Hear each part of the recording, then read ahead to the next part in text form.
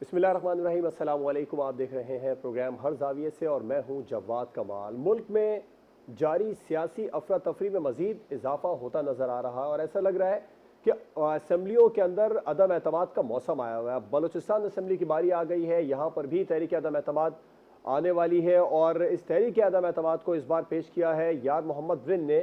पाकिस्तान तहरीक इंसाफ से इनका ताल्लुक है, लेकिन काफ़ी अरसे से पाकिस्तान तहरीक इंसाफ से ये नाराज़ है। पाकिस्तान तहरीक इंसाफ की जो मरकज़ी लीडरशिप है उससे भी नाराज़ हैं और BAP के नाराज़ रुकन जो थे जाम कमाल साहब, उनके साथ मिलकर ये तहरीक अदम एतमाद लेकर आए हैं। और ये कहा जा रहा है कि कुछ BAP के अरकान इनके साथ मौजूद हैं, कुछ पाकिस्तान तहरीक इंसाफ के अरकान इनके साथ मौजूद है और जो बलूचिस्तान असम्बली के 4 आज़ाद अरकान हैं वो भी इनके साथ शामिल है। इसका दावा जराए कर रहे हैं, खुद यार मोहम्मद रिंद भी करते नजर आ रहे हैं और उन्होंने कहा है कि 17 मेंबरान उनके साथ मौजूद हैं तहरीक अदम एतमाद के हवाले से। क्या अब्दुल कुद्दूस बिजिंजो की इस तहरीक अदम एतमाद के बाद छुट्टी हो जाएगी?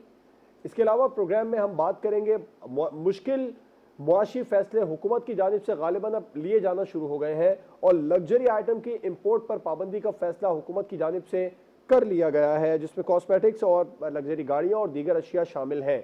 क्या हुकूमत ने मुश्किल मुआशी फैसले शुरू कर दिए हैं?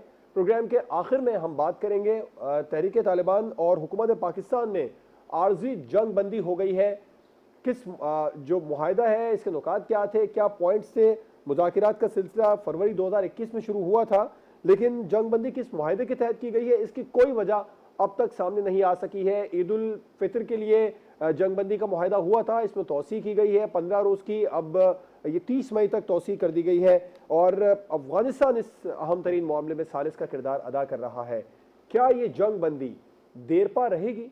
इस पर प्रोग्राम में बात होगी। अपने मेहमानों का आपसे तारुफ करवाऊंगा। हमें ज्वाइन किया है सीनियर तजियाकार शहजाद चौधरी साहब ने, सीनियर तजियाकार सज्जाद मीर साहब और सीनियर तजियाकार आसमा चौधरी साहिबा प्रोग्राम में हमारे साथ मौजूद हैं। तमाम मेहमानों का बहुत शुक्रिया। सज्जाद मीर साहब, क्या कहेंगे आप? बलूचिस्तान में एक मरतबा फिर तहरीक अदम एतमाद आ गई है, अब्दुल कुद्दूस बिजिंजो की भी छुट्टी होने वाली है। असल में ये बात अहम नहीं है कि किसकी छुट्टी होने वाली है और कौन आने वाला है। बलूचिस्तान की सियासत हमेशा से ऐसी रही है कि उसके असरात जिधर चाहे डाले जा सकते हैं, वो जिधर चाहे उनको टिल्ट किया जा सकता है। और इस बारे में बहुत सी शिकायत जो पैदा होती हैं कि बलूचिस्तान जो है वो अपनी एक दो ढाई की मस्जिद लग रखता है, उसमें एतराज़ात जो होती हैं इस्टेब्लिशमेंट पे आते हैं। जिधर इस्टेब्लिशमेंट कहती है, और अब तो वहाँ इस्टेब्लिशमेंट बहुत मजबूत है, वहाँ की सूरत हाल भी ऐसी है कि पुलिस गालबन सिर्फ 10% इलाके पर जो है उसकी कलमगाह है, बाकी 90% इलाका जो है वो लेवी के सपोर्ट है। और लेवी एक तरह की एग्जिस्ट ही नहीं करती। वो अपनी वहाँ के जो भी ट्राइब्समैन हैं, लीडर्स हैं, उनकी बस के उन्होंने नाम पे रखे पैसे वसूल करते हैं और कुछ करते नहीं हैं, ताकि वो काम भी FC को करना पड़ता है। और FC की गालबन 45,000 के करीब नफरी वहाँ मौजूद है, जिससे आप अंदाज़ा लगाया जा सकता है कि वो सूबा किस तरह रन किया जा रहा है। ऐसी सूरत में वो उनकी सूरत बदलती रहती है, तब्दील होती रहती है, टूटते रहते हैं लोग, टूटते रहते हैं। असूलों की बात करते हैं, ये कहते हैं वज़ीर आज़ा ने काम नहीं किया था, ये कहते हैं कि वफाक के साथ हमारे कुछ इख्तलाफात हो गए हैं, बहुत सी बातें करते हैं। लेकिन देखा जाए तो जितनी भी हुकूमतों की तब्दीलियाँ पिछले 10-12 साल में हुई हैं, वो मजाक के अलावा कुछ नहीं है। अब भी पता नहीं कोई नया मजाक खेला जा रहा है या क्या किया जा रहा है। क्या ये तब्दीली इसलिए है कि वफाक में हुकूमत बदली है और उससे साथ सिंक्रोनाइज करना है इस हुकूमत को, जहाँ ये तब्दीली इसलिए है कि उस हुकूमत को ज़रा थोड़ा सा तंग करना है। अगर उनके अपने बुनियादी मसाइल हैं तो वही जाम कमाल हैं, वही जाम कमाल दोबारा खड़े हैं। ये रिंद साहब भी कमाल के आदमी हैं, ये काफ लीग के हैं जी, यूँ कह लीजिए ये इनकी सियासत का मजाज वो है जो पंजाब में चौधरियों की सियासत का है। तो ये वहाँ उनका खास कोई टोला है नहीं, ग्रोह है नहीं, और बड़ा कोई कबीला भी उनका मौजूद नहीं है जिसकी वजह से ये कुछ कर सकते हो। तो इस वक्त अगर कोई तब्दीली आएगी, अब जाम कमाल गए हैं, आखिरी दिन तक डटे रहे, आखिरी दिन कहने मैं छोड़ रहा हूँ और हूँ उसी बाप पार्टी में,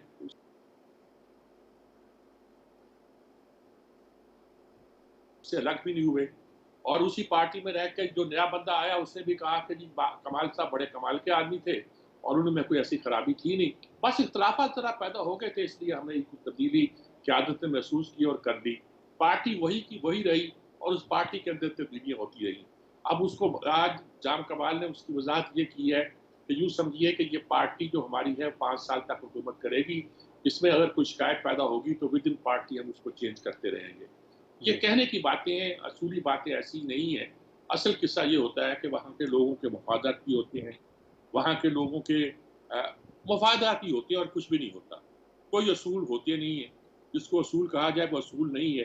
पाकिस्तान में फाटा और बलूचिस्तान हमेशा एक मिसाइल रहे हैं और यही कहा जाता था कि जिधर एस्टेब्लिशमेंट जाती है, उधर ये लोग जाते हैं। अब अगरचे सूरत-ए-हाल बहुत ख़राब हो गई है। अब ये है कि पंजाब और सिंध में भी पता नहीं चलता कि कौन रुख बदल दे, कौन पासा पलट दे। ऐसी सूरत में पूरे पाकिस्तान की जो जमहूरी सेटअप है, वो बिल्कुल डामाडोल ही रहता है और कभी कोई किसी की नज़र करम का होता है मुंतज़र, कभी कुछ होता है। इस बार भी जब तब्दीली आ रही थी वफाक की, तो कहा जा रहा था छोटी पार्टियाँ उधर जाएँगी जिधर इशारे मिलेंगे। जी। तो ये इशारों पे चलने वाली जमहूरियत जो है, ये कभी कामयाब नहीं हुआ करती और बलूचिस्तान में तो ख़ैर जो कुछ होता है, वो महल नज़र है और उस पर गौर होना चाहिए कि ऐसा क्यों होता है और उसके नतीजे के तौर पर पाकिस्तान में भी मुस्तहकम जमहूरियत कायम नहीं हो सकती और बलूचिस्तान के मसाइल भी हल नहीं हो सकते। मसाइल ज़्यादा से ज़्यादा हो सकते हैं। हो सकता है कि अब टेररिज़्म के मसले के लिए अभी जो सेटअप था, वो डिलीवर ना कर रहा हो और उसके लिए किसी तब्दीली की ज़रूरत महसूस की गई जी। हो और तब्दीली क्या है? हो सकता है पुरानी टीम आ जाए और कहा जाए कि अब आप डिलीवर करें। इससे आप जो अब हैं, उनसे तो आप ही बेहतर थे। कुछ भी हो सकता है, इस तरह की कोई नक्शा पैदा हो छुट्टी सकता हो है। जाएगी बिजेंजो साहब की? मीर साहब, छुट्टी होती देख रहे हैं बिजेंजो साहब की आप, या वो वजीर आला ही रहेंगे?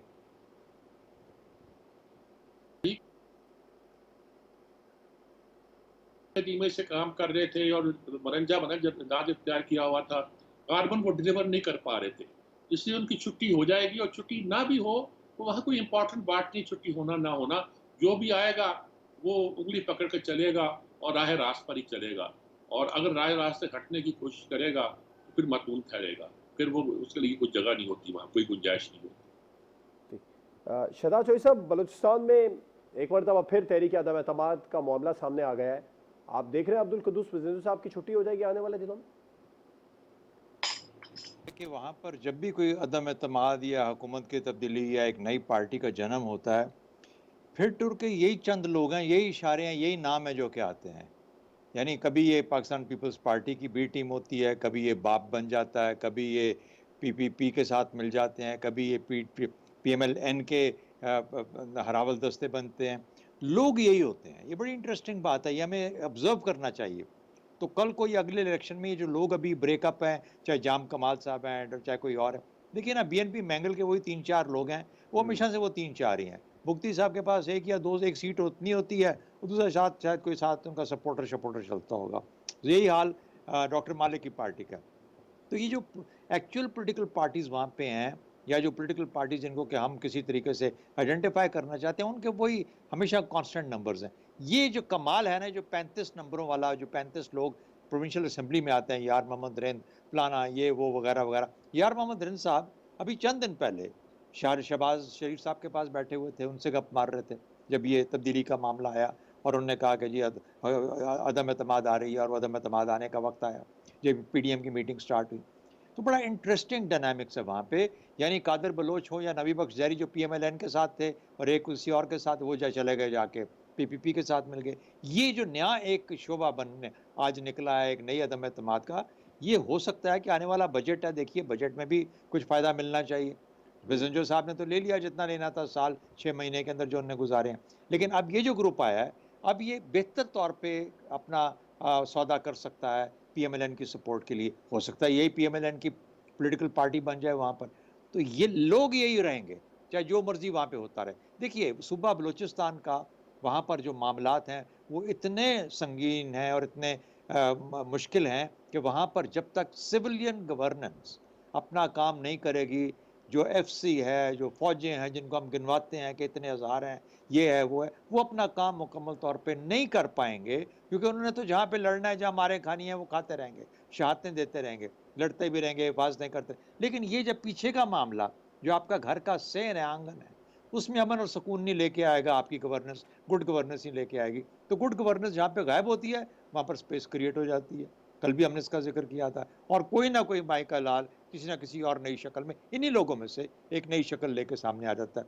ये हमारी सियासत का एक अक्स है। बलूचिस्तान की सियासत हमारी सियासत का एक अक्स है।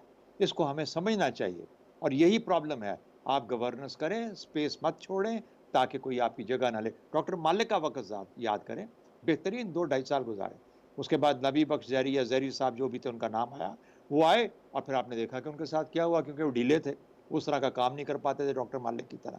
हालांकि डॉक्टर मालिक एक कमिटेड नेशनलिस्ट पार्टी के मेंबर थे, लेकिन अपना काम, अपनी गवर्नेंस फौज के साथ मिलकर किस तरीके से बेहतरीन अंदाज में एक उसमें दहशतगर्दी पे काबू पाया, बहुत सारी चीज़ों में कामयाबी हासिल की। ये वो चीज़ें हैं जो कि मैटर करती हैं। ये नाम मैटर नहीं करते कि अच्छा जी फलाना FC तो फलाना ये तो फलाना वो। What matters is you are you able to deliver at the end of the day. अगर आप डिलीवर कर सकते हैं तो आपने जो मर्जी कमीज का रंग पहना हुआ है, सबको हर बेहतरीन काबिल कबूल होता है। तो ये वही तमाशा चल रहा है मेरे भाई। तो देखते जाइए कि अब क्या होता है। यहाँ पर अब भी अब बलूचिस्तान एक नया रंग दिखाएगा हम सब। क्या लगता है, रंग दिखा BAP वाले दिखा देंगे, तब्दील हो जाएंगे अब्दुल कुद्दूस बिजेंजो साहब? BAP तो भाई BAP तो मैंने कहा था आपको बड़ा अरसा पहले आप ही के प्रोग्राम में कि ये PPP की B टीम है। अब ये कहीं PMLN की B टीम ना बनने जा रही हो, इसका एक हिस्सा PMLN की B टीम ना बनने जा रहा हो। ये आने वाले दिन देखिए, बजट तक अगर सब कुछ मामलात ऐसे ही चलते रहे तो हो सकता है ये कोई सौदेबाजी बेहतर तौर पे कर सकें। तो let's see how it happens, what it shapes up. Asma साहब, आपको क्या लगता है, बिजेंजो साहब की छुट्टी हो जाएगी अदम एतमाद के जरिए? देखिए, बात छुट्टी की शायद ना हो। अभी तो जो अदम एतमाद सामने आई है उसके मुताबिक, जैसे यार मोहम्मद रिन साहब काफी अरसे से नाराज भी थे PTI के साथ, और अभी कुछ 4 बाप के अरकान भी इनके साथ मौजूद हैं। तो देखिए, बलूचिस्तान में जैसे पहले भी रिन 2 साहब हमारे गालिबन अब भी मुस्लिम नाराज है। पार्टी यही बात करें कि बलूचिस्तान में जब भी तब्दीली आनी होती है उस वक्त इस्टेब्लिशमेंट ज्यादा एक्टिव हो जाती है। तो हमने देखा हमेशा बाप के कहने पे वो जो बाप की वहाँ पार्टीज हैं वो शामिल हो जाती हैं हुकूमत के अंदर, और एकदम से धक्का देना हो तो वो हुकूमत से बाहर आ जाती हैं। तो अभी भी 2 बार ऐसा हो चुका, और फिर जाम साहब दोबारा से आ गए यार मोहम्मद रेन के साथ, और 17 मेंबर्स वो कह रहे हैं कि हमारे पूरे हैं। तो देखते ये हैं कि अब वो किस तरह से इनको अदम एतमाद के जरिए वाकई ही कि 17 मेंबर्स उनके पूरे हैं, किसके इशारे पे वो इस वक्त सामने आए हैं, और आया क्या इतनी मजबूरी थी इस वक्त, क्योंकि इस वक्त सियासी अदम इस्तेकाम तो इतना ज्यादा है पाकिस्तान के अंदर। हम देख रहे हैं कि हमारी असेंबलीज किस तरह से काम कर रही हैं। नेशनल असेंबली की बात करें, बड़ी मेजोरिटी पार्टी असेंबली से बाहर है, इस्तीफे दे के आ गए, उसका भी कोई इखलाकी वजूद बरकरार नहीं रहता दिखाई देता। पंजाब के अंदर हम इस वक्त क्या नक्शा देख रहे हैं। अभी तक तो 1.5 महीने से वजीर आला साहब और उनकी जो कैबिनेट सामने नहीं आई, लेकिन फिर भी ट्रांसफर पोस्टिंग्स वहां पे हर तरीके से सूबे को चलाने की कोशिश की जा रही है, और अब कल के फैसले के बाद तो वो एक तरफ से साइड पे हो गए। लेकिन फिर बलोचिस्तान आ जाता है, तो हमेशा जब मरकज में तब्दीली आनी होती है तो उसका आगाज बलोचिस्तान से ही होता है, और यही बाप के मेंबर्स होते हैं जो किसी के इशारे पे कभी इधर चले जाते हैं और कभी दूसरी जानिब चले जाते हैं। तो अभी समझ नहीं आ रही कि बलोचिस्तान को शायद छेड़ने की जरूरत क्या थी। मरकज में इतना गंद मच चुका है, 2 सूबों में जो सूरत हाल हमारे सामने है वो सबके सामने है। तो बलोचिस्तान की जो अगर तब्दीली अगर हो भी जाती है तो यही अराकीन है, जैसे शहजाद चौधरी साहब भी कह रहे थे, सजाद अली साहब भी कह रहे थे, पहले भी वो गवर्नमेंट में थे, साथ ही ऑपोजिशन में आ गए, अभी भी वो दोबारा से ये कोशिश करने जा रहे हैं। तो वहाँ की तब्दीली शायद इतनी ज़्यादा असर नहीं मुझे दिखाई दे रही कि मरकज़ या बाकी चीज़ों पर वो असरअंदाज होती दिखाई देगी, क्योंकि चेहरे वही हैं, निज़ाम वही है। सूबे में कुछ नहीं हुआ, कोई तब्दीली हमें दिखाई नहीं दी। अभी तो देखिए, सबसे बेहतर एक्शन वहाँ की गवर्नमेंट को ये लेना चाहिए था। पानी से मर रहे हैं, पानी से बिलख रहे हैं। अभी हम जो फुटेजेस अगर देख सकते हैं, जानवर वहाँ मर रहे हैं, लोगों को पीने का पानी नहीं है। तो लोग क्या अपने नुमाइंदों से सवाल नहीं करते कि आप 37 और करोड़ों अरबों की ग्रांट तो वो विभाग से हर साल बलोचिस्तान के नाम पर लेते हैं, क्या वो अपने सूबे को डेवलप कर सके? क्या अपने सूबे सिर्फ पानी, पीने का पानी आप दे सके, जो बुनियादी जरूरत है हमारे वहाँ के लोगों की, और हर इंसान की बुनियादी जरूरत है, वहां पीने का पानी नहीं मिल सका। तो ये तब्दीली किस नाम से लेकर आते हैं, किसके कहने पे वहां चलते हैं? एस्टेब्लिशमेंट भी अगर अपना रोल वहां पे प्ले कर रही है, जिस तरीके से सूबे को चला रही है, तो क्या वहां लोगों को नजर नहीं आता कि लोगों के असल मसाइल क्या हैं? और फिर कहा जाता है कि बलूचिस्तान को नजरअंदाज कर दिया गया, बलूचिस्तान मरकज से नाराज है, विफाक से। ये बचपन से हम यही चार जुमले मैं तो सुनती आई हूँ कि जी। विफाक की से नाराज है बलूचिस्तान, विफाक ने अपना असर वहां पे नहीं दिखाया, विफाक की जानिब से महरूमियां हैं। तो भाई आप वहां बलूचिस्तान के अंदर बैठे हैं, वोट लेकर आते हैं, ग्रांटें लेते हैं, आपने वहां पे सूबे के लिए क्या किया, सूबे के ठीक। अवाम के लिए क्या किया? तो मेरे नजदीक तब्दीली हो भी जाती है और हो भी जाएगी, ये वजीर आला तब्दील हो जाएंगे। जाहिर बात है अगर हम्म। 17 मेंबर्स उनके पास मौजूद हैं और तहरीक अदम एतमाद उन्होंने जमा करा दी है, तो ज़ाहिरी में तब्दीली आ जाएगी। लेकिन क्या वहाँ के लोगों के असल मसाइल हल हो जाएंगे? क्या पानी से लोग अगर बिलख रहे हैं और मर रहे हैं वहाँ पे, तो क्या इन हुक्मरानों से क़यामत के दिन लोग इनका गिरबान नहीं पकड़ेंगे, इनसे पूछेंगे नहीं, कोई जी। सवाल नहीं आएगा कि आपने अपने अवाम के लिए क्या किया? क्या आप वहाँ पे सिर्फ तहरीक अदम एतमाद ही जमा कराते रहे? कभी किसी के कहने पे एक पार्टी में आ जाते हैं, कभी किसी के कहने पे दूसरी पार्टी में आ जाते हैं। बलूचिस्तान में हुकूमत करने के लिए मुझे कभी नजरिया नजर नहीं आया, आइडियोलॉजी नजर नहीं आई, वहाँ लोगों का कोई उस तरह से विजन नहीं नजर आता। जी। जस्ट वहाँ पे कहा जाता है, फिर मेरी इस बातों से शायद लोग नाराज ना हो जाए, कि वहाँ पैसा जहाँ फेंका जाता है वहीं पे लोग चले जाते हैं, दूसरी पार्टी का साथ देते हैं। अगर इतने ही चीजें असूल पसंद हो तो बलूचिस्तान कम अज कम हमें कम से कम तरक्की करता हुआ दिखाई दे। अगर तरक्की ना भी करे तो वहाँ के लोगों को पीने का पानी मिल जाए, तो यही बहुत बड़ी ब्लेसिंग होगी वहाँ के लोगों के लिए। ठीक। तो मेरे ख्याल से तब्दीली हो सकता है आ जाए, जी। हो भी जाएगा, तब्दीली आ भी जाएगी। लेकिन कोई इतने इसको हम को दूर असरात नहीं कह सकते पाकिस्तान की सियासत पे। जो अभी मेन मरकज़ और महवर है वो पंजाब, और इस वक़्त जो मरकज़ की असम्बली है वो जी। है पाकिस्तान के अंदर। ठीक है, आपका पॉइंट है। आप ब्रेक पर जाएंगे, ब्रेक के बाद बात करेंगे मुआशी फैसलों के हवाले से। गालिबन हुकूमत ने मुश्किल मुआशी फैसले लेना शुरू कर दिए हैं, इस पर ब्रेक के बाद बात होगी।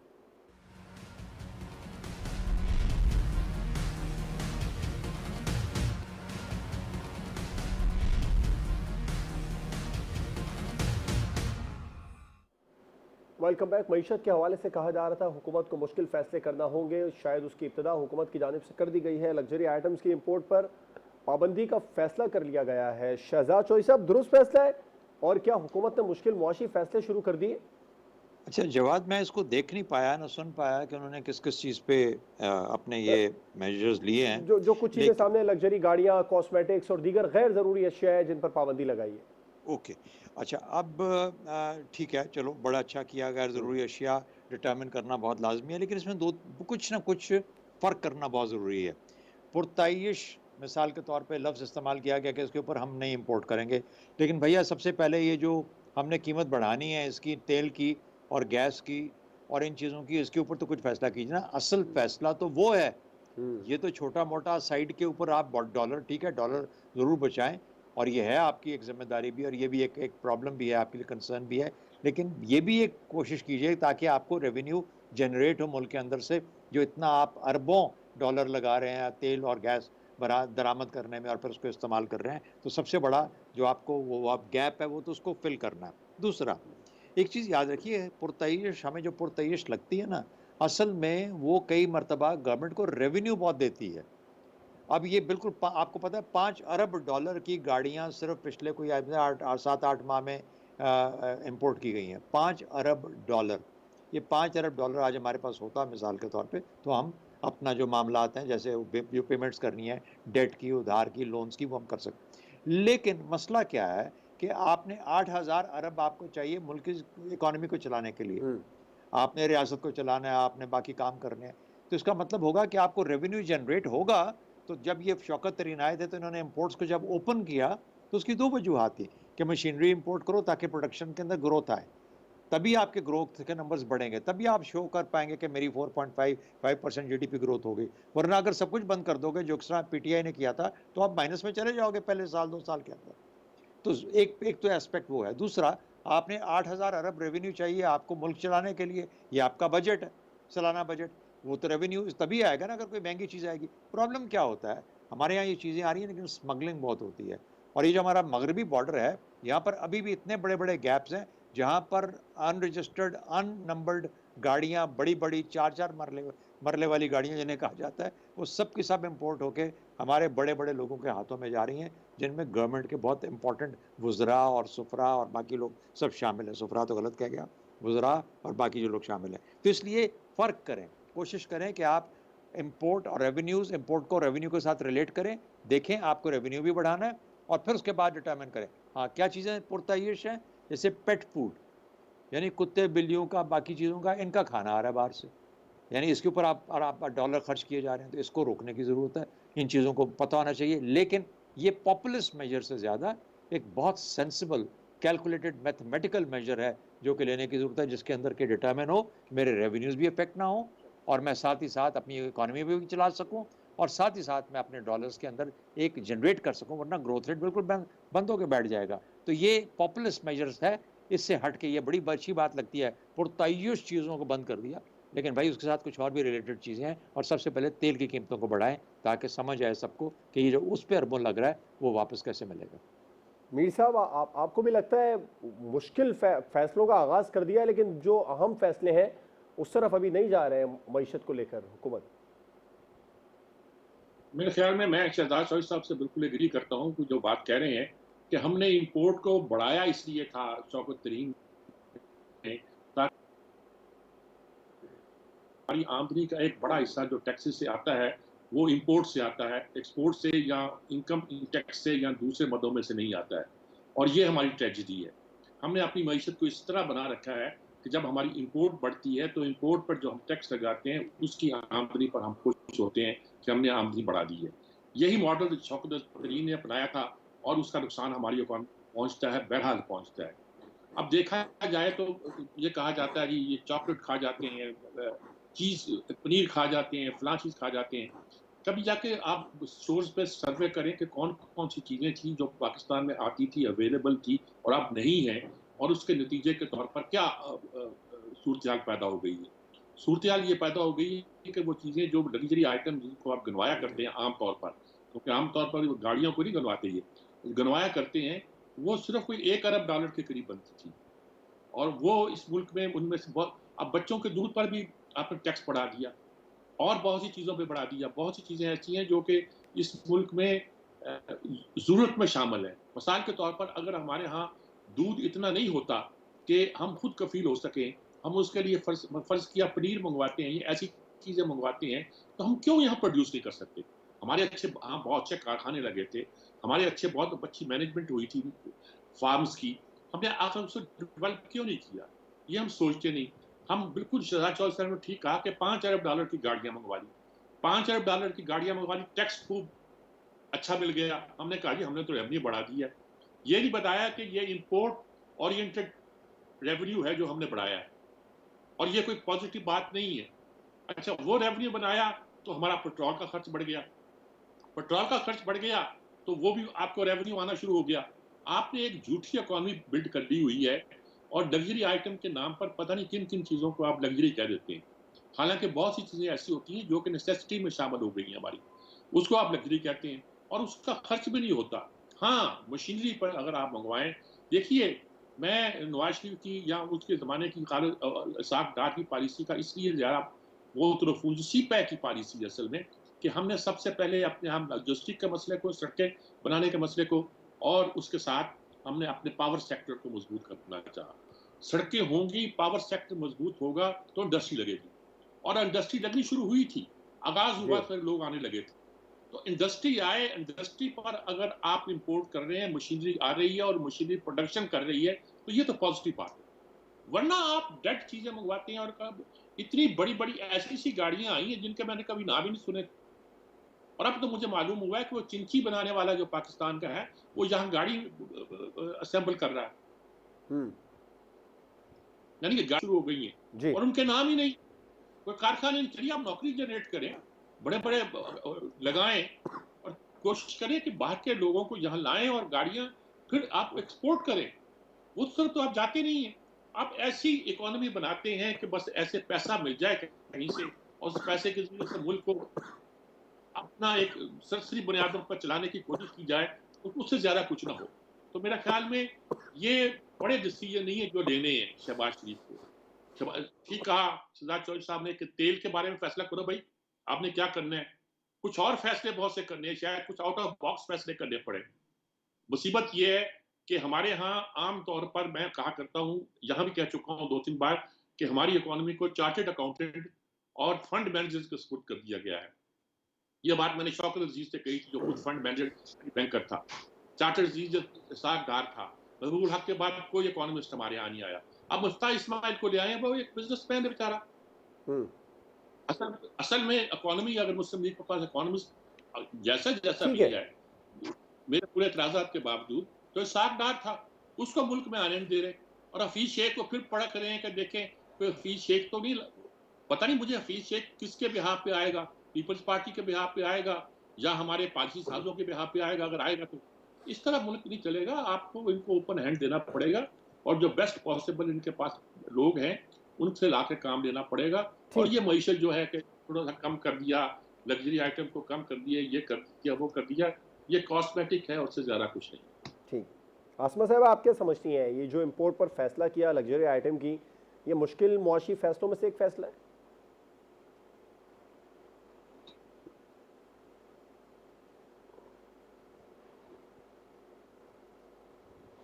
देखिए इतना तो शायद मुश्किल नहीं होगा, लग्जरी आइटम्स पे जो पाबंदी लगाई गई है, लेकिन जैसे भी बात ये हो रही है कि हमें बहरहाल मुश्किल फैसले लेने होंगे इकोनॉमी को आगे चलाने के लिए। जो इस वक्त पाकिस्तान की सूरत हाल सबके सामने है और कहा जा रहा है कि हमारे जो रिजर्व्स हैं बिल्कुल ख़त्म होने को हैं। अगर आज हमसे सऊदी अरब और चाइना अपने जो रिजर्व्स उन्होंने रखवाए हैं, हमारे पास तकरीबन 7 बिलियन आई थिंक डॉलर के करीब बनते हैं, वो अगर हमसे वापस ले लेते हैं तो 3 अरब डॉलर हमारे बैंकों में हमारे पास मौजूद होंगे। तो पाकिस्तान तो किसी भी वक्त डिफॉल्ट कर सकता, खुदा न खास्ता। हमारे पास तनख्वाहें देने के लिए पैसे मौजूद नहीं है, तो इकोनॉमी को किसी डगर पे लेकर आना पड़ेगा। डॉलर की उड़ान आप देख रहे हैं, 200 तक तो इंटरबैंक में आज पहुंच गया, लेकिन ओपन मार्केट में 204 में भी वो नहीं मिल रहा है इस वक्त। ये सूरत हाल है मार्केट की। तो सिर्फ ये डिसीजन नहीं लेना कि लग्जरी आइटम्स पे भी हम पाबंदी लगा दें।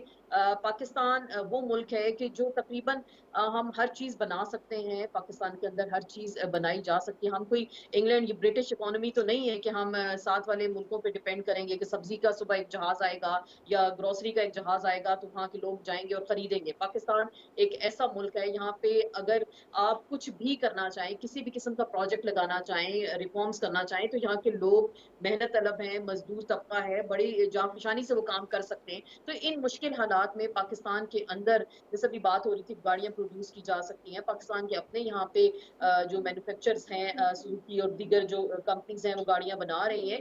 तो किसी भी टैलेंट की कमी नहीं है पाकिस्तान के अंदर, लेकिन जो बड़े मेजर्स इस वक्त हुकूमत को लेने हैं, वो तो मेन जो देखें IMF अभी हमें कर्जा नहीं दे पा रहा और नहीं दे रहा, जो उनकी सख्त शराइत इस वक्त सामने आ रही हैं कि तेल जो पेट्रोल प्राइसेस हैं इन पे सब्सिडी खत्म की जाए, बिजली गैस के जो बिल्स हैं उन पे सब्सिडी खत्म की जाए। तो ये मेजर्स हुकूमत को लेने हैं कि आया आपको अवाम के जज्बात की तर्जुमानी करनी है या आपको सख्त तरीन माशी फैसले लेने हैं। यही वो माशी फैसले थे जो कि इमरान खान अगर लेता था तो ये कहते थे कि महंगाई का तूफान है। अभी मार्च में महंगाई मार्च के नाम पर ये लोग इस्लामाबाद की जानिब आए, बिलावल भुट्टो जरदारी आए, मरियम नवाज के महंगाई मार्च लेकर आए और इमरान खान ने उस वक्त प्राइसेस अगर कम की थी तो उनका यही कहना था कि इन्होंने अवामी दबाव के नतीजे में, जी देखिए हमारे दबाव के नतीजे में प्राइसेस कम कर दिए। ग्राउंड रियलिटीज तो सबको पता थी, लेकिन बदकिस्मती है इस मुल्क में कि हर बंदा सियासत करता है, सियासत की बात करता है और सियासी बयानात देते हैं। और आज अगर यही गवर्नमेंट है वो ये फैसला नहीं ले पा रही कि अगर आज हम पेट्रोल प्राइसेस को बढ़ाएंगे तो एक और अवामी प्रेशर हमारे सामने आएगा। बहरहाल पूरी दुनिया में इस वक्त प्राइसेस कहाँ जा रही हैं और यही डिबेट उस वक्त होती थी कि प्राइसेस कहाँ जा रही हैं और हुकूमत को बढ़ानी पड़ेंगी। तो ये कहते थे कि जी ये देखिए ये हुकूमत हाल सामने आई है, 2 साल तो कोरोना रहा और उसके बाद जो उसके इफेक्ट सामने आ रहे हैं वो तमाम तर इकोनॉमीज के लिए खतरात से कम नहीं है। तो हुकूमत पाकिस्तान को अब बजाय लंदन बैठ के 6 दिन तो आपने लंदन में ज़ाया कर दिए, वहां से बाहर निकलें, लंदन की तरफ मत देखें, एस्टेब्लिशमेंट की तरफ मत देखें, आए बैठे मुश्किल फैसले अगर आपने लेने, अगर आप में इतनी हिम्मत सकत है, बड़े दमखम से आप तहरीक अदम एतमाद लेकर आए थे, अगर आप में इतनी हिम्मत सकत है कि मैशत चलानी है तो आए उसको चलाएं। मैशत को मेट्रो बस तो नहीं है, लाहौर की रेस्क्यू 1122 तो नहीं है कि आपने 1122 चला दी, आपने रेस्क्यू सर्विस चला दी, मेट्रो सर्विस आपने चला दी, सुबह 6 बजे लोगों को उठा के आपने 7 बजे दफ्तरों में बिठा दिया। ये ऐसे मुल्क नहीं चलता। ठीक है, मज़ीद मुश्किल मुआशी फैसले करना होंगे, आपका पॉइंट है, बिल्कुल चलता है इक़दामात से, वो हुकूमत को लेना पड़ेंगे। अगर हुकूमत नहीं लेती शायद आपके इक़्तिदार में ठीक है। आसमा साहब आपका पॉइंट है, ब्रेक पर जाएंगे हम और ब्रेक बिल्कुल आपका पॉइंट है, आपने बताया मुश्किल मुआशी फैसले हुकूमत को लेना होंगे अभी। अब हम ब्रेक पर जाएंगे, ब्रेक के बाद हम बात करेंगे तहरीक तालिबान और हुकूमत पाकिस्तान में आर्जी जंग बंदी हुई है, इस बारे में बात होगी ब्रेक के बाद।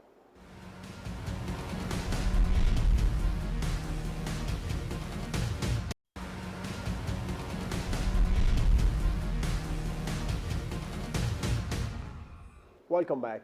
कलअदम तहरीक तालिबान और हुकूमत पाकिस्तान में आर्जी जंगबंदी में तोसी कर दी गई है।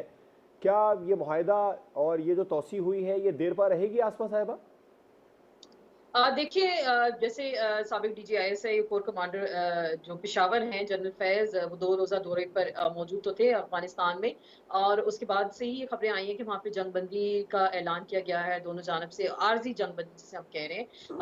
उम्मीद तो की जा सकती है। देखिए, अभी कुछ हम देख रहे हैं, हालिया दहशतगर्दी की एक लहर एकदम से शुरू हो गई। कराची में तकरीबन 1 माह के दौरान 4 धमाके हो चुके हैं और मुख्तलिफ कलअदम तंज़ीमें जो हैं उसकी ज़िम्मेदारी कबूल कर रही हैं। वहाँ पे शुमाली वज़ीरिस्तान में आए रोज़ फिर से अटैक्स होना शुरू हो गए हैं। तो बड़ी एक अलार्मिंग सिचुएशन है, और पाकिस्तान की जो इस वक़्त सियासी सूरत-ए-हाल है, उस पे भी हम बहुत कुछ प्रिडिक्ट नहीं इस वक़्त कर सकते कि आया जो आए रोज़ के जलसे जुलूस हैं और क्या सूरत-ए-हाल इलेक्शन में पाकिस्तान अगर इस वक़्त जाता है इन हालात के नतीजे में, तो क्या सूरत-ए-हाल हो सकती है। तो हालात ख़ासे कशीदा हमें दिखाई दे रहे थे दोनों जानिब से। तो ये जो विज़िट हुआ है और उसके बाद से ये ऐलान आना कि आर्ज़ी जंगबंदी की गई है, तो इसे खुशाइंद भी कहा जा सकता है।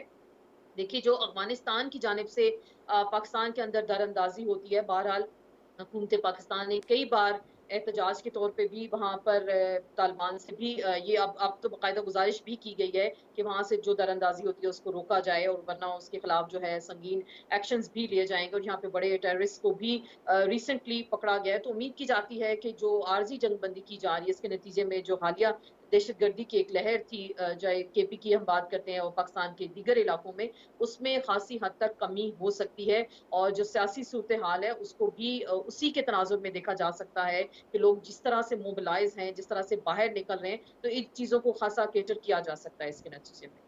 ठीक है, शहजाद चौधरी साहब, आप क्या समझते हैं, देर पास साबित होगी ये जो जंगबंदी का मुआहदा हुआ है? मुआहदे में क्या तफसीलात है वो तो सामने नहीं आई, लेकिन बहरहाल आर्जी जंगबंदी हुई है। हाँ, पहले भी हुई थी, पहले भी हुई थी जी और जी। कुछ अरसा कायम रही, लेकिन उसके बाद उसको ख़त्म होना पड़ा, 1 महीने के लिए हुई थी। देखिए, हमें एक तो ये दहशतगर्दी को 2 हिस्सों में हमें देखना पड़ेगा। जो बलूचिस्तान में हो रहा है, वो बलोच नेशनलिस्ट या बलोच सेपरेटिस्ट जो हैं, वो काम कर रहे हैं। वो कराची में भी वही कुछ करते हैं, वो कराची बलूचिस्तान में भी वही कुछ करते हैं। तो उसका एक अलहदा से उसका एक एक हम्म, रूट कॉज़ है।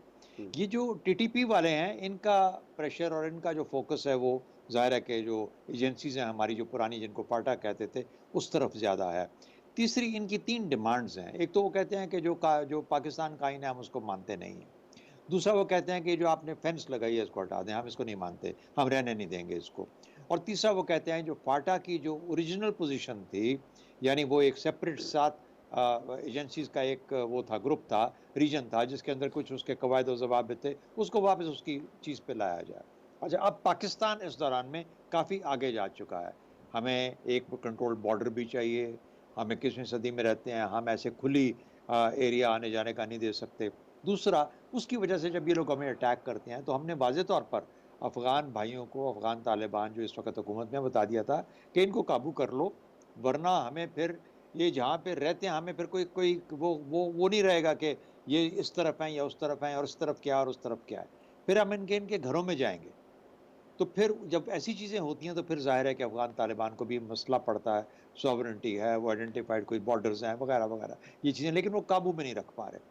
तो अब जब वो मामला होता है, तो फिर अफ़गान तालिबान एक और उनके अंदर एक थोड़ी-सी एनर्जी आती है, कोई थोड़ी-सी उनके अंदर जोहत आती है, और कहते हैं कि आप हम इनको इकट्ठे बुलाते हैं, आप इनसे बातचीत करके चलें। बातचीत के बाद महीना अगर वो करना चाहते हैं, 2 महीने करें, अल्लाह करे कि आगे कायम रहें। लेकिन क्या उनकी जो बुनियादी 3 चीज़ें हैं, उनकी नीयत और वो जो बुनियादी 3 चीज़ें हैं, उसमें तब्दीली आई है या नहीं आई? और अगर नहीं आई, तो ज़ाहिर है कि पाकिस्तान का आइन तो पाकिस्तान का आइन है। पाकिस्तान की फेंस और बॉर्डर को आइडेंटिफिकेशन जो होती है, वो तो पाकिस्तान का बॉर्डर है, उसको किसी के कहने पे हम तोड़ नहीं सकते। और इस तरीके से वो जो फाटा का जो काम है, वो एक पॉलिटिकल एक्टिविटी के नतीजे में हम काफ़ी आगे जा चुके। तो लगता नहीं है कि उनकी नीयत बदलेगी या उनकी उनकी सोच बदलेगी, लेकिन बासूरत जितने भी दिन अच्छे गुजर जाएँ, पाकिस्तान के लिए उतने ही बेहतर। तो आप नहीं समझते कि देर पा रहेगा जी, ये मुआहदा? बिल्कुल, बिल्कुल मैं नहीं समझता। मैं समझता हूँ ये एक टेम्परेरी फिनोमेना है। ठीक। सजाद मीर साहब, आपको लगता है जो अब इसमें तोसी हुई है जंगबंदी मुआहदे में, ये देर पा साबित होगी? अच्छा, आप तोसी ना कहें, दोबारा जंग बंदी हुई है। शहजाद चौसा ने दुरुस्त लफ्ज़ इस्तेमाल किया था। ये पर पहले भी हुई है, ख़त्म हो गई थी, अब दोबारा हुई है। जहाँ तक उनके तकाज़ों मुतालबों का ताल्लुक है, वो बयान कर दिए, शहजाद साहब ने बहुत अच्छी तरह बयान कर दिए कि वो क्या चाहते हैं। वो आईन पाकिस्तान को नहीं मानते, वो बैन-अ-अक़वामी सरहद को नहीं मानते, वो इस बात को नहीं मानते कि हम जो हैं उनके उस पूरे इलाके में इंडिपेंडेंटली ऑपरेट कर सकते हैं। तो ये सारी वो सूरत-ए-हाल है, सारा वो नक्शा है जो पाकिस्तान की तस्लीम करना मुश्किल है। स्वात में मौलवी नेक मोहम्मद ने भी नहीं माना था शुरू में, लेकिन फिर हमने जब कार्रवाई की तो उसके नतीजे के तौर पर वहाँ की सूरत-ए-हाल बदली। अब अफ़गानिस्तान की हुकूमत जो कुछ भी चाहती है, वो चाहती तो यही है, काबुल में माहिदा करा रही है कि किस तरह इनके दरमियान अंडरस्टैंडिंग हो जाए। यही उनकी नीयतें भी, उनकी हमदर्दियाँ भी तालिबान पाकिस्तान के साथ हैं और उन्हीं के साथ वो आम तौर पर रहते हैं। ये भी कहा जाता है कि इन लोगों ने बैत मुल्ला उमर की हुई थी और ये उसी तहरीक की गोया एक ऑफशूट्स है। इस्लामी निज़ाम को नाफ़िज़ करना चाहते हैं और कुछ किस इस तरह की ख़्वाहिशें हैं, कुछ इस तरह के मुतालबे हैं, जिसकी वजह से वो आईन पाकिस्तान को नहीं मानते, हमारी सरहद को नहीं मानते।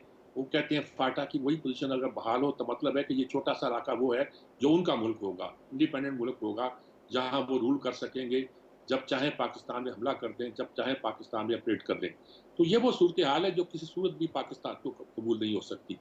बलूचिस्तान के सिलसिले में जो वाक़यात होते हैं, यकीनन उनके डांडे ईरान से और ईरान के ज़रिए से इंडिया से मिलते हैं, लेकिन वो ओपनली इसको सपोर्ट नहीं कर रहे।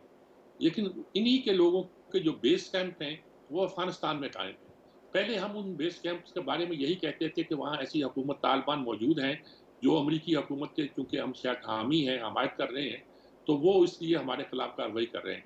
अब जबकि हुकूमत उनकी है, तो वहाँ इनके किसी बेस कैंप का मौजूद होना पाकिस्तान के खिलाफ खुली जंग है। ऐसी सूरत में पाकिस्तान को बहुत कुछ करना पड़ेगा। ठीक है, हमने उन्हें तस्लीम नहीं किया, दुनिया में किसी ने तस्लीम नहीं किया, लेकिन जितनी मदद हम उनकी कर रहे हैं, कोई दूसरा कर भी नहीं रहा। अगर वो उनको हमारी मदद की ज़रूरत है, तो यकीनी तौर पर उन्हें हमारी सिक्योरिटी का ख्याल रखना पड़ेगा। अगर वो भी तालिबान की प्रॉक्सी के ज़रिए हमसे जंग लड़ेंगे और कहेंगे कि आपकी सरहद को नहीं मानते, आपके आइन को नहीं मानते, आपकी इन सब बातों को हम नहीं मानते, तो यकीनी तौर पर फिर हमारे लिए प्रॉब्लम पैदा होगा और हमें कुछ ना कुछ करते रहना पड़ेगा और करना करेंगे। यकीनन देखिए, अगर हम वो हमारे इलाकों में आकर हमला करते हैं, हमारे शहरों पे आके हमला करते हैं, दूर deep with in Pakistan attack करते हैं और टेररिज्म की कार्रवाइयाँ करते हैं, फिर उनको ओन भी करते हैं, तो हमारे लिए फिर मजबूरी होगी कि उनके इलाके में रहने वाले तालिबान के लिए भी हम ज़िंदगी जो है ज़रा मुश्किल बना दें। ये नहीं कि वो आसानी के साथ ऑपरेट करते रहे, जबकि अफ़गानिस्तान की हुकूमत कहती ही है कि उनकी सरज़मीन किसी गैर के लिए इस्तेमाल नहीं की जा सकेगी। अल्लाह करे ऐसा हो, लेकिन बहुत से तजिया नगार यही समझते हैं कि ऐसी सूरत-ए-हाल पैदा नहीं हो रही। उनकी हमदर्दियाँ बहरहाल तहरीक तालिबान पाकिस्तान के साथ है और इस चीज़ को, इस जो एक तरह की दोहरी पॉलिसी है, इसको किस तरह रिज़ॉल्व करना पड़ेगा और दुआ करनी चाहिए कि अल्लाह करे ये रिज़ॉल्व हो जाए। ये अफ़गानिस्तान के लिए बेहतर है और ख़ित्ते के लिए भी बेहतर है। अब ये भूल जाएँ कि बैनुल-अक़वामी सरहद जिसे बैनुल-अक़वामी तौर पर तस्लीम किया जाता है, उसको पाकिस्तान अनडू कर देगा या ये फेंस को जो उखाड़ लेगा या फाटा को कोई इंडिपेंडेंट इलाका डिक्लेयर कर देगा, ऐसा नहीं होगा। या ये कि आईन पाकिस्तान से इनहराफ करेगा। मुफ्ती महमूद साहब ने एक बात कही थी जो मुझे बहुत अच्छी लगी, ग़ालिबन 93 के इलेक्शन में जब उन्होंने कुछ सीटें दी और लगा कि शायद वो हुकूमत बना लेंगे सूबे में।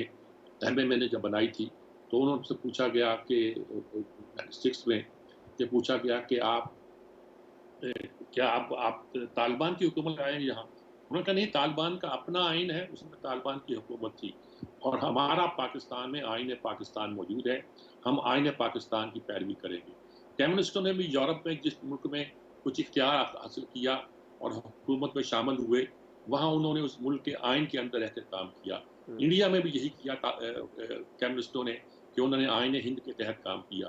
तो अगर पाकिस्तान में तालिबान काम करना चाहते हैं इस्लामी निज़ाम के तहत, तो उन्हें आईन पाकिस्तान के अंदर रह के काम करना पड़ेगा, जिस तरह दूसरी मजहबी जमातें करती हैं।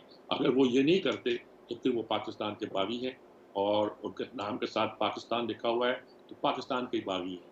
और फिर मैं इनका कंपैरिज़न जो है खारजियों से किया करता हूँ कि खारजियों ने किस तरह स्टेट विद इन स्टेट बनाई थी और उसका क्या नतीजा निकला था। यहाँ तक निकला कि लोगों ने कहा कि इनके माथे पे सजदे के निशान, इनके सीनों में कुरान, लेकिन उम्मत का मुत्तफ़िका फ़ैसला आया कि ये दीन से ख़ारिज है। और वो उनकी ये हालत थी कि वो जब बात कहते थे अमरुल्लाह, तो ये कहा गया कि पाकिस्तान के इस्लामी तारीख के पहले डेमोक्रेट हैं, लेकिन उन्हें पाकिस्तान इस्लामी तारीख का पहला अनार्किस्ट भी कहा गया। और हज़रत अली ने उनकी इस बात पे ये कहा था कि कम वक्त सही बात गलत वक्त पे कह रहे हैं।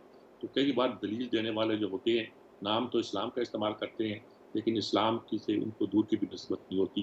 ये इस्लाम की तारीख गवाह है। ये सिर्फ एक वाक़या मैंने कोट किया है जो इब्तदाई दिनों का है, वरना बाद में और वाक़यात भी हुए कि विद इन जी स्टेट रहकर उन्होंने स्टेट के अंदर स्टेट बनाई। ठीक है। सज्जाद मीर साहब, शहजाद चौधरी साहब, आसमा चौधरी साहिबा प्रोग्राम में हमारे साथ मौजूद थे। तमाम मेहमानों का बहुत शुक्रिया। प्रोग्राम आपने देखा नाज़रीन, आपसे मुलाकात होगी इंशाल्लाह कल। इजाज़त दीजिए, अल्लाह हाफ़िज़।